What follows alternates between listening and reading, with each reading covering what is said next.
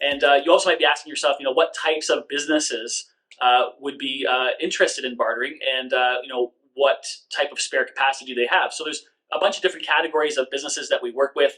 Anything from hospitality, if you can picture, hotels right now, or hotels even before COVID are sitting on a lot of idle inventory right now in terms of unsold hotel rooms or unsold or unrented banquet space, that sort of thing. Professionals, engineers, architects, CPAs, all sorts of different types of professionals. You can't go back yesterday and get the value of an unbilled hour. Right? It'd be nice if you could. It'd be nice if you could, but time expires, right? So you can't go back yesterday or even an hour ago and get an unbilled hour. So it's all about monetizing that spare capacity. Contractors, different businesses are cyclical or have different times of the year where they're busy, off season and that sort of thing. And so making sure that they can, fill in downtime. Maybe they have a canceled job. And they got to, shift their schedule. What do they do for that week or two where they've now got a crew ready but don't have the work to fill it in? Yeah. That's spare capacity. Health and wellness is really, really a big part of the whole barter ecosystem. Anything from dentists to massage therapy and chiropractors and just anybody who's booking appointments. Again, a canceled appointment or certain times of the year where they might be a little bit slower. So filling in that spare capacity, or a startup business. I'm thinking about a dentist right now that's just starting out and doesn't have a full practice yet, but has all the fixed overhead around that practice, but isn't at full capacity. Well, hey, doing some bartering, it really makes a lot of sense because they're able to, not only fill capacity, but gain new patients, which then can turn into referrals and that sort of thing.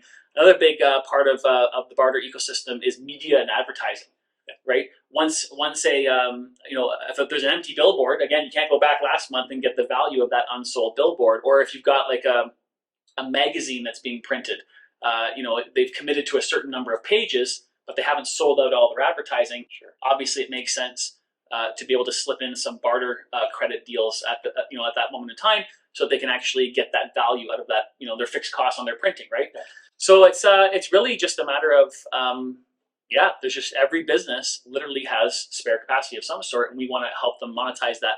Now, pre-COVID versus COVID, I want to talk about that for a second. It used to be that I would talk to, say, 10 businesses, talk to them about organized bartering, and 5 or 6 of them would be really interested in the conversation. And then once I had a chance to connect with those businesses, we'd have 1 or 2 maybe sign up and want to take advantage of the program. Obviously, again, like I mentioned a little bit earlier, COVID has magnified this issue of spare capacity.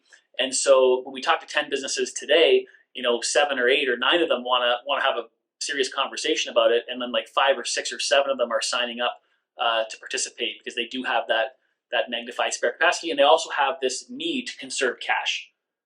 When you can take in barter credits into your account, you can fill that valley, you can fill that spare capacity at your wholesale cost of goods. Fixed overhead is in place. Yeah, actually, I wanted to get into that a little bit because one of the conversations I'm going to have later, kind of on the accounting and tax side, has to do with that sort of price versus cost discussion. Yeah. And so maybe just touch on that, sort of how to view the value that you're bringing in, or when you're assessing a quote down the road with respect to barter versus a cash quote when you're dealing with that as well.